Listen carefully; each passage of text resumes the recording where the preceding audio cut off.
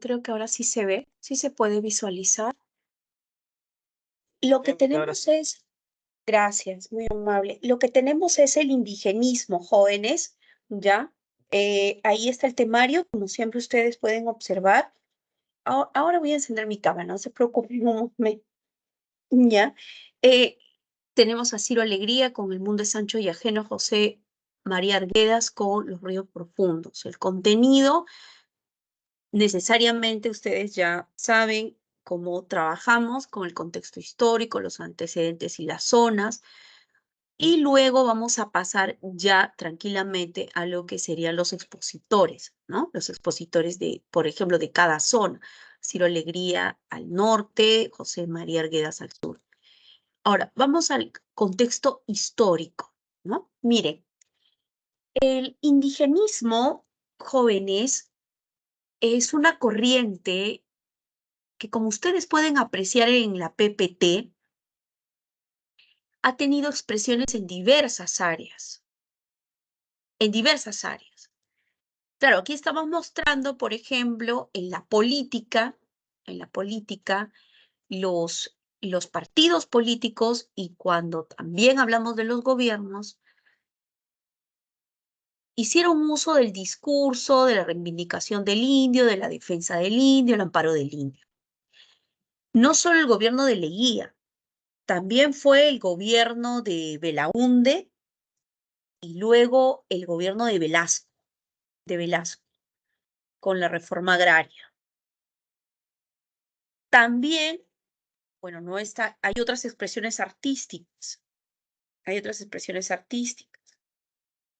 En la fotografía, por ejemplo, tenemos a Martín Chambi, en las artes plásticas, en la pintura, a José Sabogal, a Fernando de Cislo. En la cinematografía, aunque no es una escuela propiamente dicha, pero en Cusco dos películas importantes que hablaban sobre la reivindicación del indio.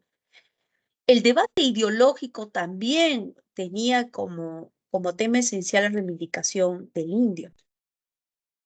Y la literatura, pues, es la cima, ¿no? La vitrina máxima de la discusión que había sobre la representación del indio.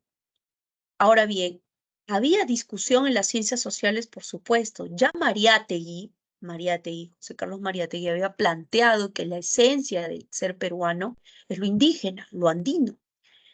Pero también había colocado dentro de sus reflexiones un tema fundamental. El problema del indio, claro que era social, pero había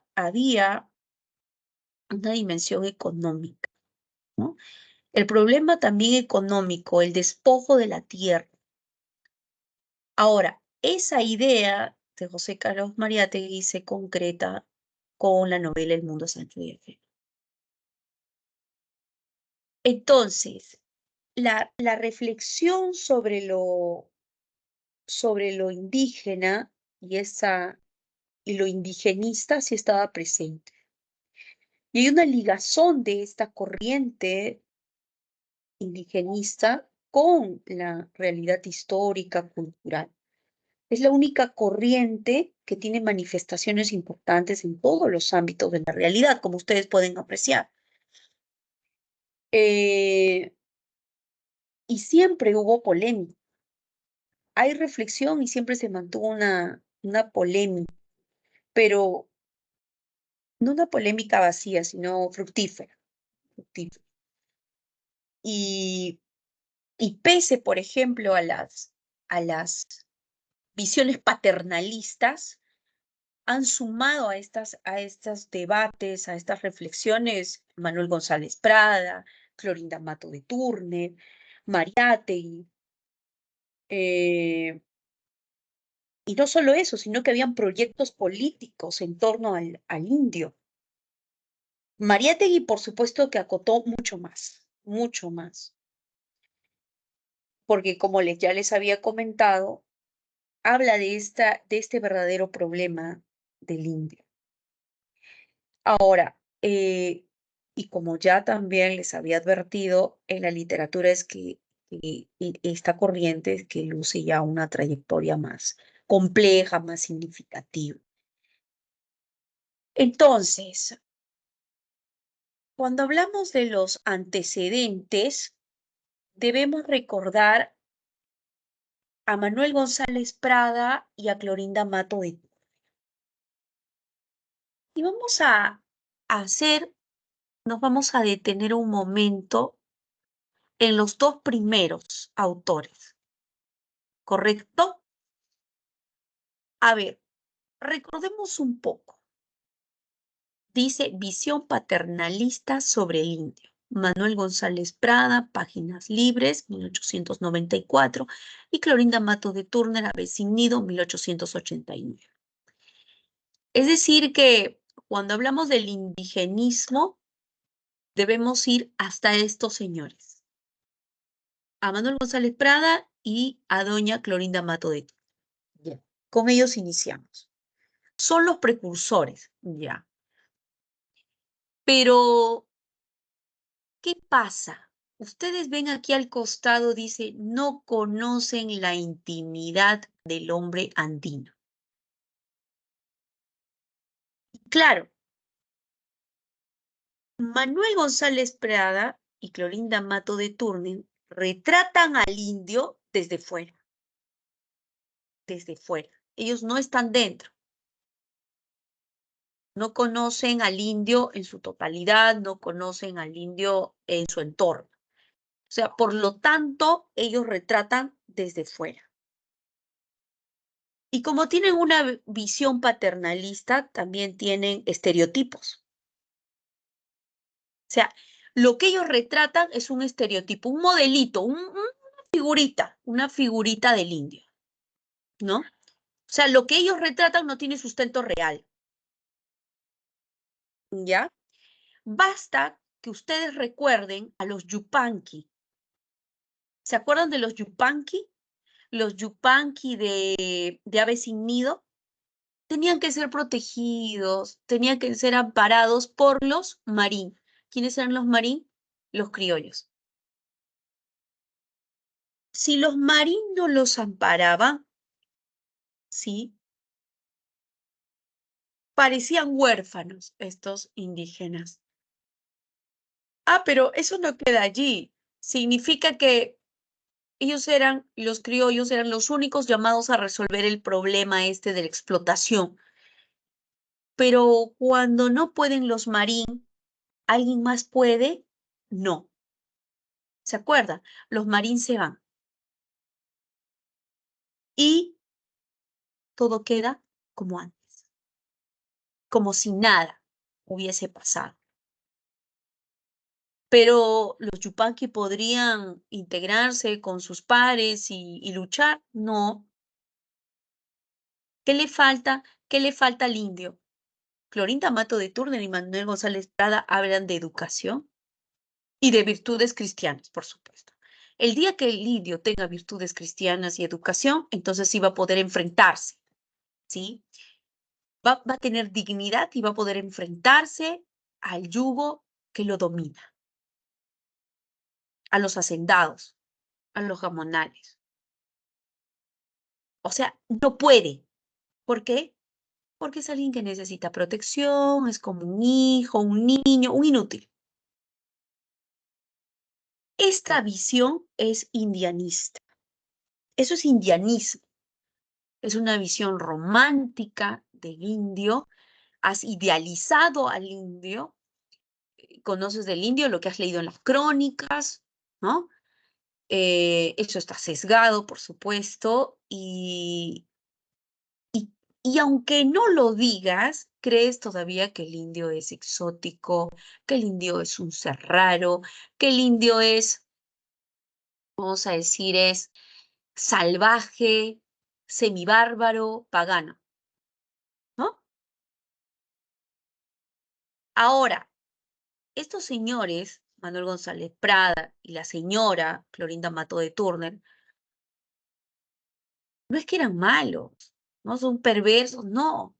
De hecho, Avesín Nido es una novela de denuncia fundamental, importante, y Clorinda Mato de Turner se ganó enemigos con esa novela y además la excomulgación de la iglesia.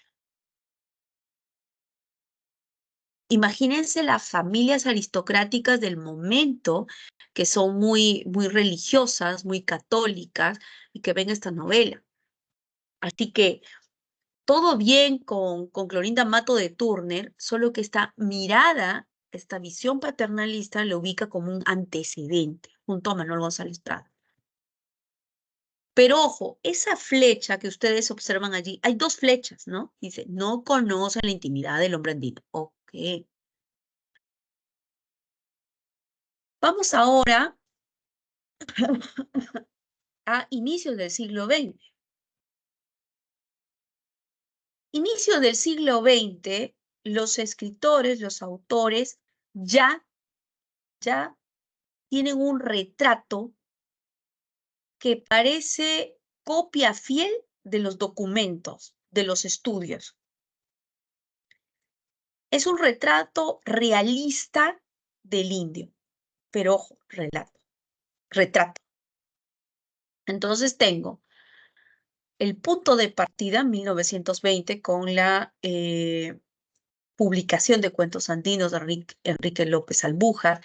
Él pues era un juez, además de escritor, y lo que tiene en los cuentos andinos es al indio en pendencias, al indio en los tribunales, al indio en las luchas, y también es una visión parcial de la experiencia del indio en la naturaleza, en su cosmovisión. Pero, profesor, usted ha dicho que lo retrata fielmente. Sí, fielmente a lo que dicen los documentos, porque ya habían estudios sobre la realidad social económica del indio, habían estudios, aunque escasos, sobre la lengua quechua, y están los 7 ensayos de interpretación de la realidad peruana de José Carlos Mariátegui. Pero Mariátegui no hablaba quechua, y como les digo, los estudios eran escasos. Sí tenemos una aproximación al indio, entonces, pero no es una aproximación concreta, cabal, pero ya estamos cerca. Conocemos al indio ahora, pero no su intimidad, como dice ese tablero, no su intimidad. Ahora, terminando este indigenismo, vamos a decir, ortodoxo, ubicamos a Ciro Alegría. Porque en 1941, Ciro Alegría sí va a crear y sí va a retratar a un indio de carne y hueso. Lo va a mostrar, lo va a configurar ese personaje, Rosendo Maqui, no sé si recuerdan a Rosendo Maqui, como un indio que sí está presente dentro de su comunidad, entabla relaciones con su comunidad, con todo lo que lo rodea y es consciente de su cosmovisión. Entonces, es una diferencia cualitativa la publicación de El mundo es ancho y ajeno de 1941. Tenemos las zonas, y esto tenemos que verlo de esta manera, indigenismo por zonas. El indio del norte, el indio del centro y el indio del sur. ¿Cómo es el indio del norte? Porque hay que ver todo eso. Las cosmovisiones son distintas, las costumbres, las tradiciones. El indio del norte, la mayoría no habla quechua, tiene apertura, y no es tan conservador el indio del norte, ¿no? Ese indio del norte se ve representado en las novelas de Ciro Alegría. El indio del centro, ah, algunos hablan quechuañol, ese indio del centro es poco conservador, y puede ser que trabaje en las minas, hay minas. Y como ese indio ya trabaja en minas, conoce de jornadas, ¿sí? Tiene otro vocabulario que le compete al oficio que realiza y también tiene un salario. Hay un cambio de mentalidad con el indio del centro. Y ese indio del centro se ve representado en las novelas de Manuel Escorza. El indio del sur, que ustedes pueden apreciar aquí, sí habla quechua y aymara. Y aymara. Es un indio conservador,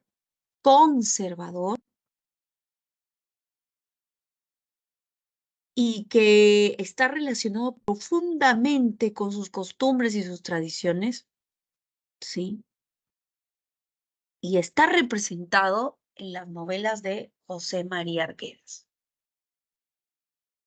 En las novelas de José María Arguedas. ¿Aquí hay alguna pregunta hasta aquí? Ya vamos a ver cuándo es que aparece, porque está dividido así, mira. Yo tengo indianismo, Manuel González Prada, Clorinda Mato de Turner, indigenismo ortodoxo, ese que está pegado, ligado a las teorías, como sus personajes, a las teorías, a los principios. Y está muy bien porque inicia en 1920 con Enrique López Albújar y sus cuentos andinos. Y el clímax de ese momento es 1941, cuando se publica El mundo es ancho y ajeno. ¿Sí? El mundo es ancho y ajeno.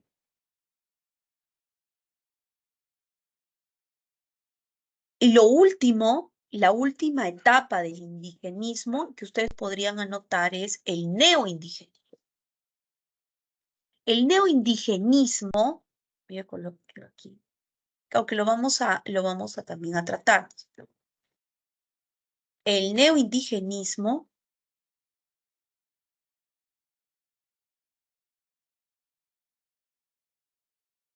el neoindigenismo toma lo real maravilloso.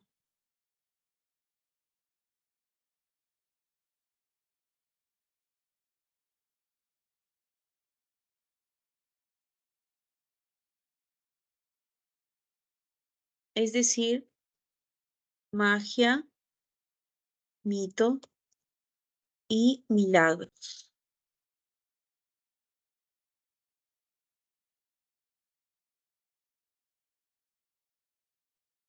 Ahí está.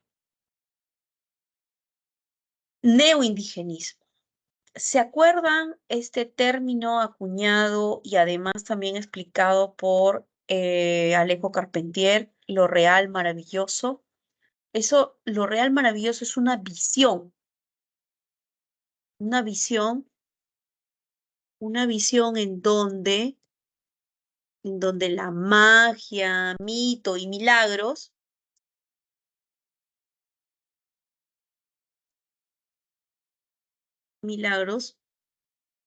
son vistos como, como algo real.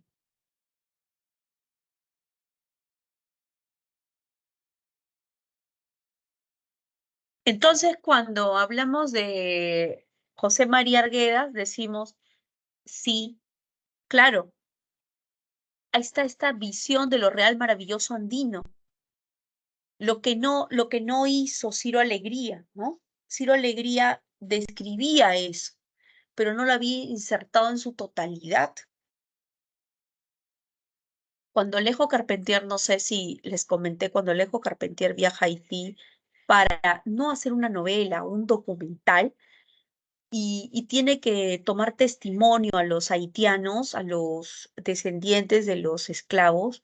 Los descendientes de los esclavos, los haitianos, los esclavos negros, de los esclavos negros, le comentaban, le decían, Macandal no ha muerto.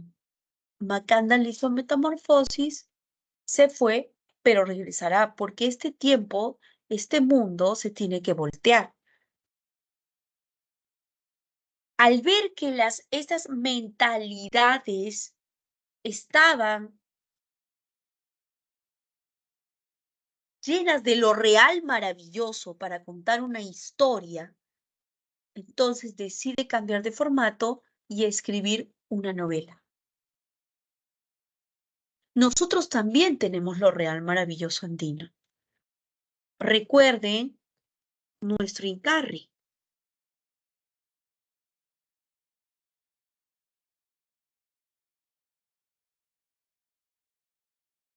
Ahora, ¿qué significa que varios haitianos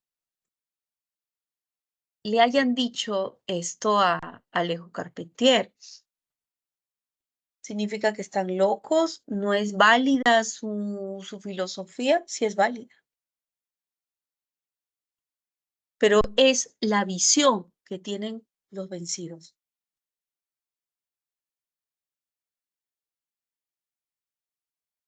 Frente a la visión de los vencedores.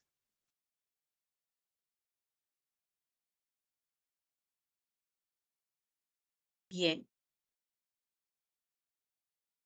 ya vamos a llegar a José María Arguedas, pero ahí está. ¿Hay alguna consulta aquí? ¿Hasta aquí hay alguna consulta? Mm.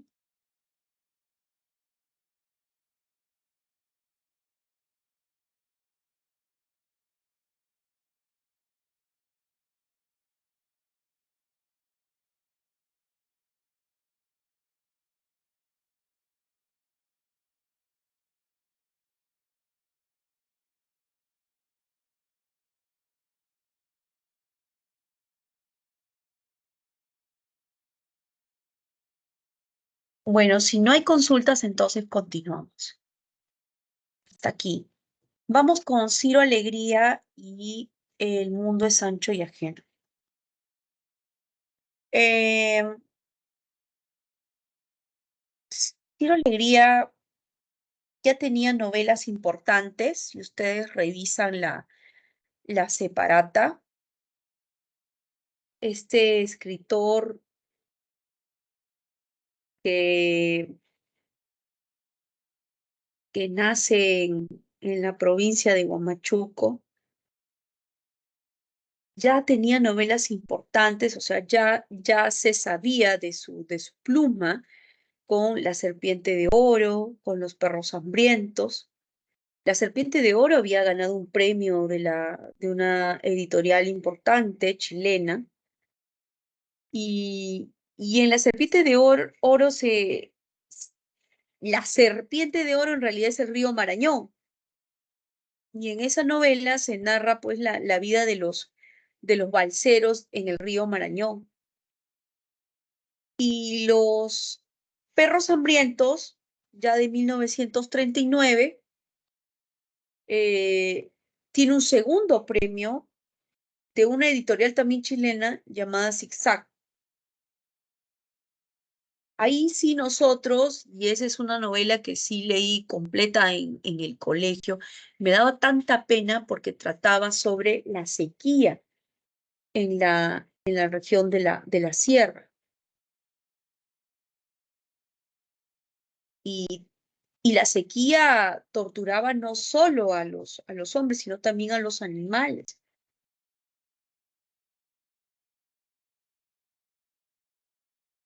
Había una suerte de oposición entre los privilegios que se tenía en la sequía a favor, pues, claro está, de los poderosos. Y los poderosos y además sus perros. Los perros de los poderosos estaban muy bien. Y de los campesinos. Ahora, El mundo es ancho y ajeno, El mundo es ancho y ajeno es un libro que también tiene un premio, pero esta vez ese premio es de una editorial norteamericana. Por lo tanto, y aquí quería llegar, por lo tanto, eh, antes de Vargas Llosa, Ciro Alegría fue nuestro escritor de fama internacional. Así fue.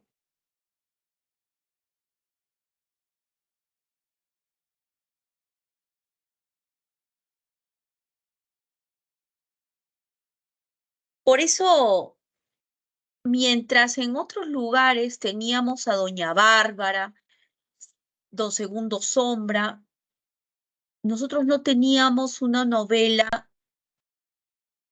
de fama internacional, no teníamos un novelista clásico. Gracias a ese concurso, fue un premio era una editorial neoyorquina.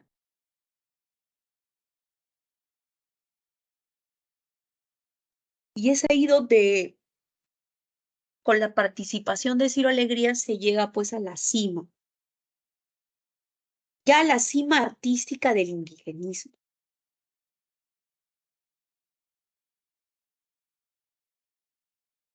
O sea, sus novelas sobrepasan ya el indigenismo también, ortodoxo, porque están rumbo al neoindigenismo. No se llegaron a ubicar allí, pero iban rumbo al neoindigenismo. Él también recrea la tradición oral, pero lo hace mejor José María Arguedas.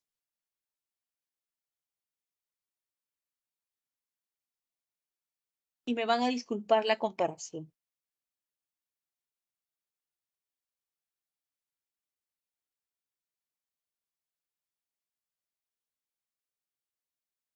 Ahora, desde dentro, se retrata desde dentro, él retrata desde dentro eh, todas las creencias, ¿no? Todas las creencias del hombre andino, sus costumbres.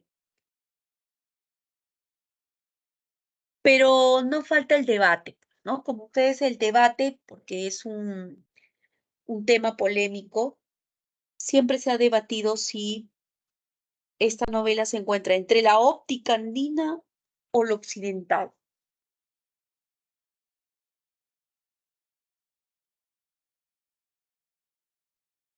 Hay un proyecto narrativo también interesante, pero creo que esta novela del mundo ancho y ajeno es un mural en el que todos pueden mirarse. Les decía que hasta ese entonces no teníamos una novela que nos represente a nivel internacional y Ciro Alegría logra ganar el concurso y también cambia la historia de la literatura en el Perú.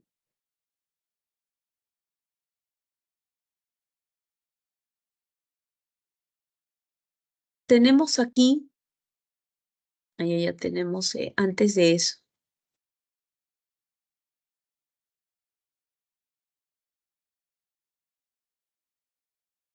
cuando él escribe, publica la novela, él no se encontraba en el país, Ciro Alegría no se encontraba en el país, se encontraba en Chile. Los intelectuales, la casta literaria, se comunica, le dice eh, que se presente a ese concurso, porque ellos estarían seguros de que sí, va a ganar Ciro Alegría. Y lo que hacen sus compañeros intelectuales es subvencionar todos sus gastos mientras terminaba de escribir la novela. mientras terminaba de escribir la novela. Bueno, cosas que podían haber sucedido antes, ¿no? Antes, porque confiaban en tu genio creador y había gente que apostaba, pues, ¿no? Que apostaba por ese genio creador, por esa pluma, y bueno, ya podían subvencionar todos los gastos del escritor.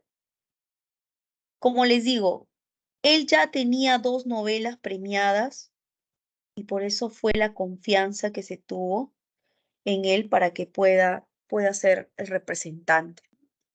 Y cuando gana y se publica ya El mundo es ancho y ajeno, ya tenemos entonces novelista clásico.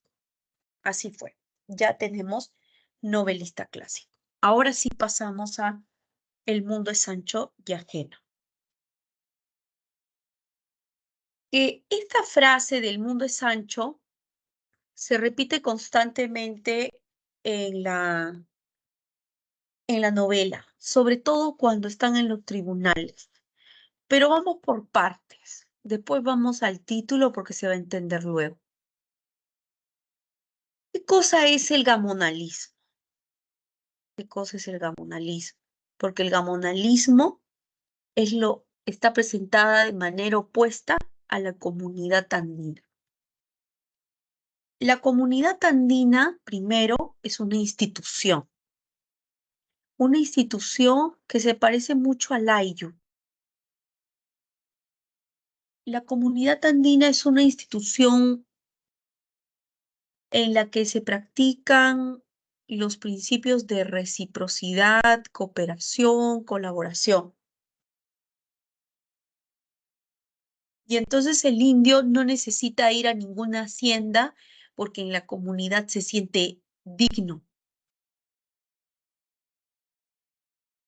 se siente digno, porque hay fraternidad.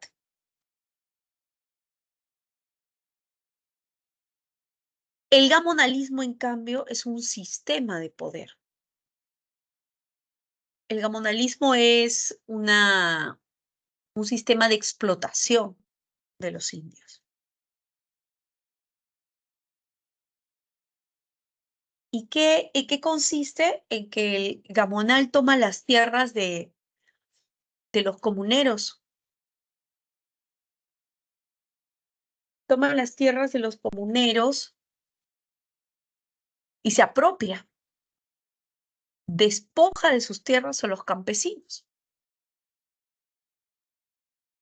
Y como es un sistema de poder, logra subyugar a los campesinos indígenas.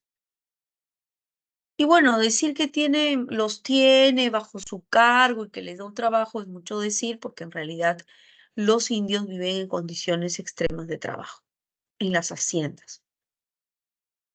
No pierdan de vista el gamonalismo y al gamonal, que representa este sistema opresor, un sistema de poder, un sistema explotador.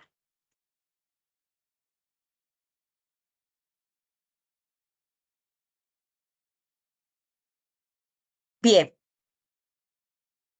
dentro de la novela, entonces, ya visto estas dos expresiones opuestas, gamonalismo y comunidad, eh, vamos al argumento. Existe una comunidad andina, que es la comunidad de Rumi, y tiene como alcalde a Rosendo Maqui, que es descrito con mucha sabiduría, mucha prudencia, y, y es un hombre muy pegado a la ley. Respeta los fueros y respeta las instancias. Así es Rosendo Maqui.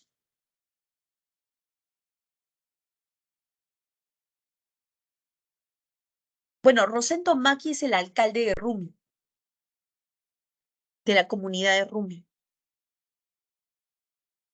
Y la comunidad de Rumi se desarrolla muy bien, hay buenos sembríos, buena cosecha, eh, y todo va viento en popa hasta que Álvaro Amenábar, pues el gamonal, el hacendado de Humay, quiere quitarle las tierras a los comuneros porque él piensa que de esta forma ellos irán a ser sus peones en la hacienda. Bueno, Álvaro Amenábar entonces quiere las tierras de Rumi. Y Rosendo Maki no lo va a permitir. Álvaro Amenábar le dice que ir a juicio.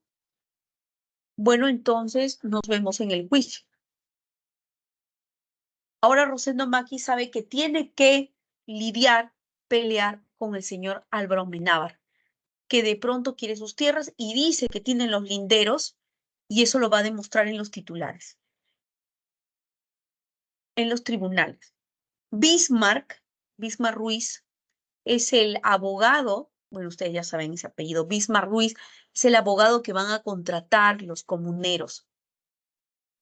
Como es trabajo colaborativo, todos tienen que hacer una especie de posa para que puedan pagar a Bismarck.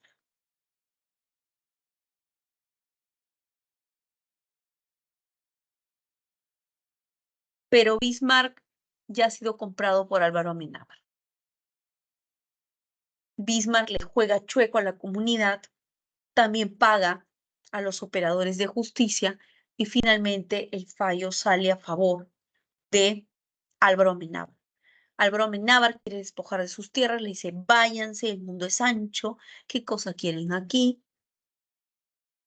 Y bueno, algunos se van con Rosendo Maki a Yanañahui y otros deciden ir a trabajar a las haciendas, irse hasta la selva en la explotación de caucho y encuentran un mundo de terror porque allí son los aborígenes diezmados, aniquilados, ah, y están arrepentidos de haber dejado su comunidad, ¿no? Otros van a regresar.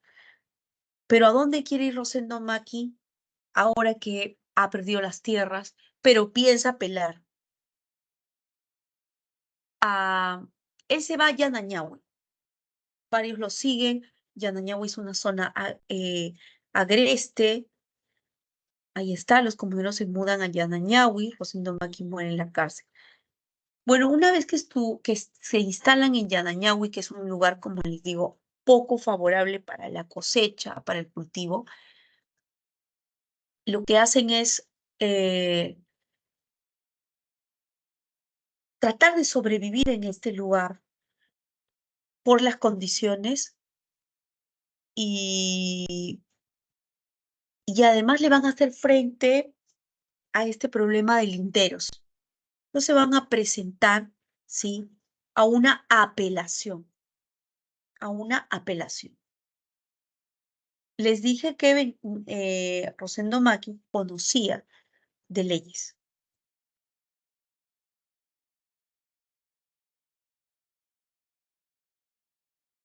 Bueno, aquí cuando colocan Rosendo Maki muere en la cárcel, ¿por qué muere? ¿Cómo muere? No es tan fácil como está aquí. ¿Qué pasó? Bueno, están preparando la apelación. Esta vez no se dejarán engañar por Bismarck. Hay un personaje, se llama el Fiero Vázquez. El Fiero Vázquez comulga muy bien eh, con la comunidad, con Rosendo Maki. Es más, cuando se enteró que Bismarck había engañado a la comunidad y escapaba con su amante Melba, el asaltante de caminos, Fiero Vázquez, lo detuvo y lo castigó. Ambos sujetos, Fiero Vázquez y Rosendo Maki, Fiero Vázquez y Rosendo Maki, eran sujetos incómodos para Álvaro Amenábar, sujetos muy incómodos. Así que va a decidir quitarlos del camino y el único modo es acusándolos de ser ladrones de caminos, de ganados. Y es así como Rosendo Maki y Elfiro Vázquez terminan en la cárcel, terminan en la cárcel.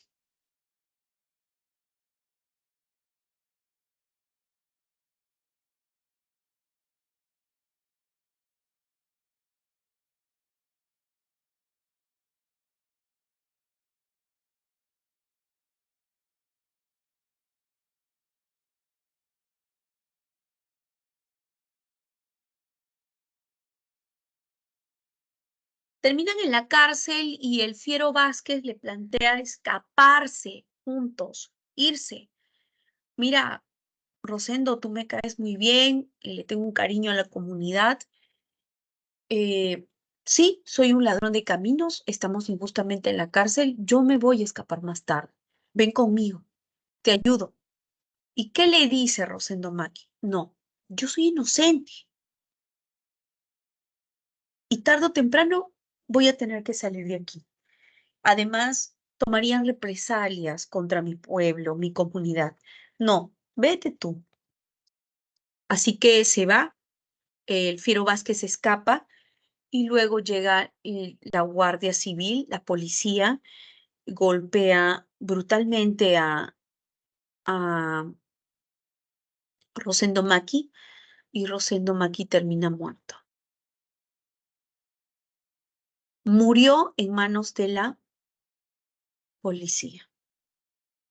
Interesante porque las novelas de la tierra, las novelas regionalistas, planteaban siempre la idea de que el asesino, el malo, era un hombre blanco o un mestizo con mucho dinero.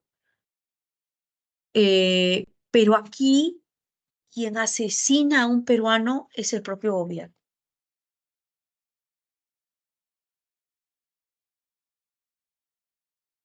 Tampoco se dice de esa manera contundente, pero ese es el programa político de Ciro Alegría.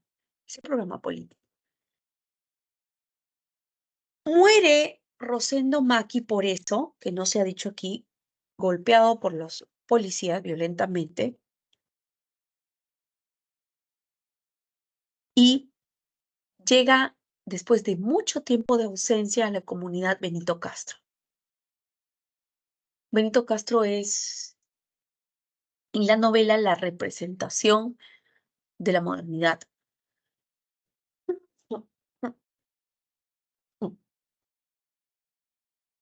Está enterado de lo que ha sucedido y les aconseja a los comuneros que olviden la fantasía, la superchería, los temas falsos, porque la comunidad se debe quedar con la tradición, con lo más importante de la tradición. Y las falsedades y las mentiras no son parte de la tradición. Bien dicho. Benito Castro, como les digo, representa la modernidad. Benito Castro es el hijo adoptivo de eh, Rosendo Maki. Y Benito Castro también será elegido alcalde de Rumi. Cuando comienza a mejorar la situación de Yanañahui, y esto no porque él lo haya arengado, ¿no? Benito Castro. No, no fue así. Pero, por ejemplo, Benito Castro les dice, ¿y por qué no sacan agua a esa laguna? No, es que esa laguna está encantada. No, no. Nos vamos a quedar con lo bueno de la tradición, pero lo falso lo vamos a desterrar. Eso es lo que hace. Ahora ya tienes agua y puedes pensar en la cosecha.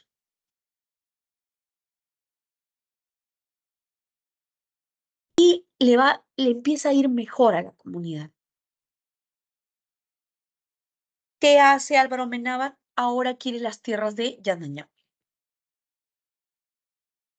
ahora quiere las tierras de Yanañahui.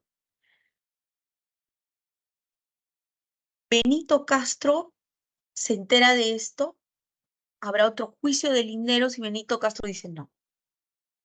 Lo que vamos a hacer es luchar. Lo que pasa es que Benito Castro estuvo en Lima.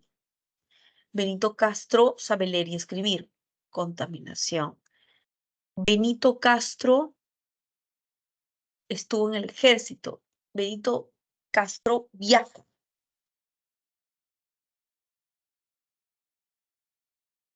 Esos ritos de pasaje tan importantes lo ha hecho Benito Castro. Pero Benito Castro les dice, no, no estoy dispuesto a ir a los tribunales y bla, bla, bla. No.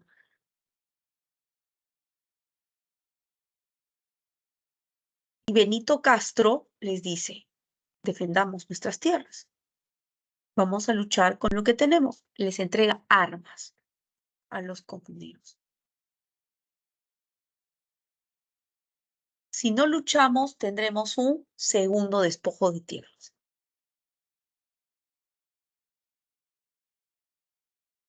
Ojo, quien sugiere que la comunidad Rumi será aniquilada es Nashakuro, una bruja del lugar. Ahora bien, ese fue un error porque Benito Castro, los hombres de Álvaro Amenábar ingresan a la comunidad y reprimen violentamente, de manera muy sangrienta, a los pobladores, a la comunidad de Rumi. Triste.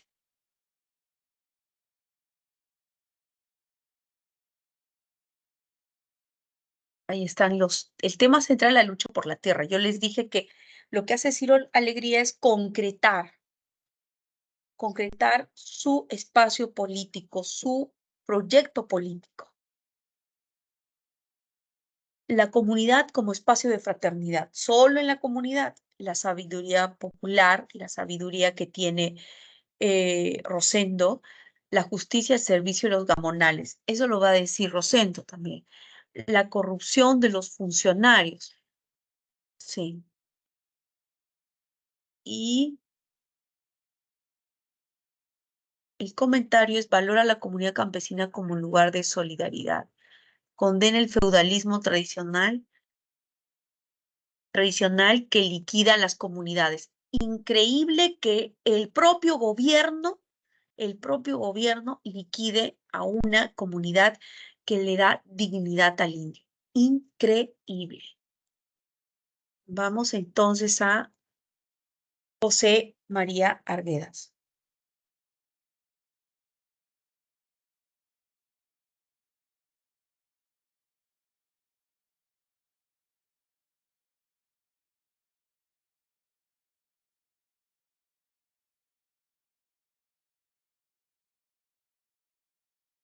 Pagado mi...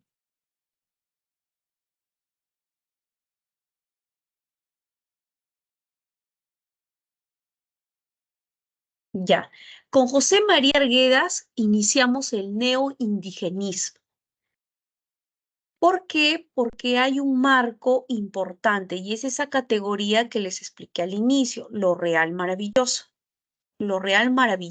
andino, en donde ya dentro de los escritos de José María Argueda se incorporan magia, mito y milagros como algo real dentro del pensamiento andino, dentro del pensamiento andino.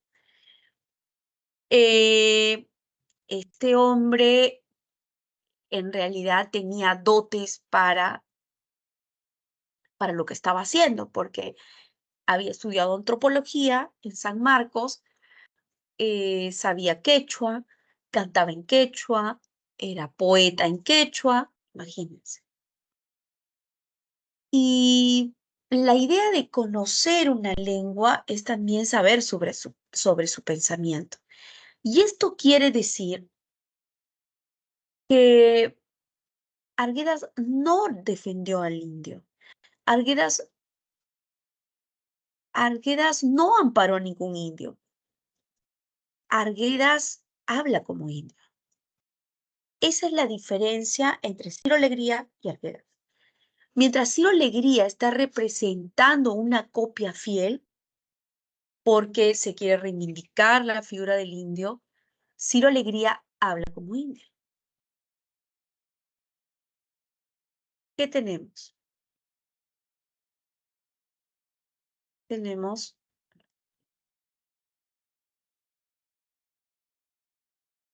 el argumento de los ríos profundos.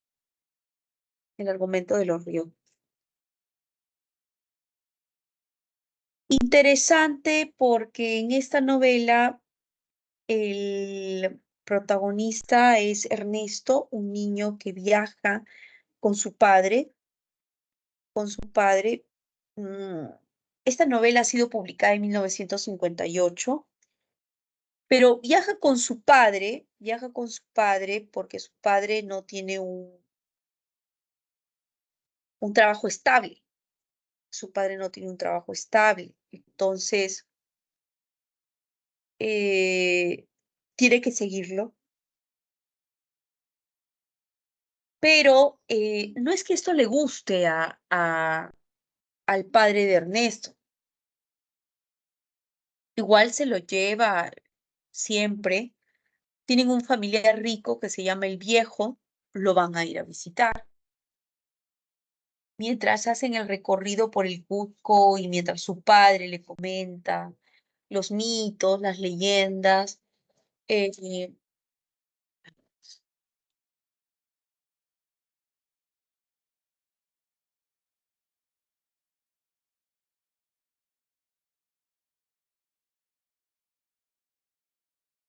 disculpen, entró alguien de manera sorpresiva. Les decía que mientras caminaba Ernesto con su padre, escuchaba los mitos y a la vez en paralelo las piedras del Cusco le hablaban, lo invocaban. O sea, es una novela de conocimiento, de aprendizaje, en el que Ernesto va a ser llamado a tomar una posición mientras acompaña a su padre. Y llegan a la casa de este viejo, el viejo apodado el viejo, el familiar rico, hacendado, y Ernesto ingresa a la casa del viejo y se encuentra con los colonos, los indios, fuera de la hacienda, dentro de la hacienda, en la cocina, y también, eh, y también se encuentra con un pongo. Para esto yo quiero que ustedes vean la figura de Ernesto como este niño que lleva, por favor, una camarita, como si llevara una cámara. Ernesto en ningún momento va a denunciar o va a hacer una crítica, no. Ernesto lleva una especie de cámara y nosotros estamos viendo tras sus ojos, observando. Así que Ernesto ha observado a estos indios colonos en la hacienda del viejo, ha observado que el viejo no va a ayudar a su padre, de hecho el viejo le dice que por favor se vaya, que no va a ayudarlo en absoluto, que no puede ayudarlo, pero eso sí que se lleve a Ernesto. El padre dice, cuando yo pueda, cuando tenga cierta estabilidad, Ernesto, yo te voy a recoger, te voy a dejar en un colegio, en el colegio, en un internado religioso de Abancay, y ahí te vas a quedar hasta que yo pueda venir por ti. Error porque este colegio es un micro Perú.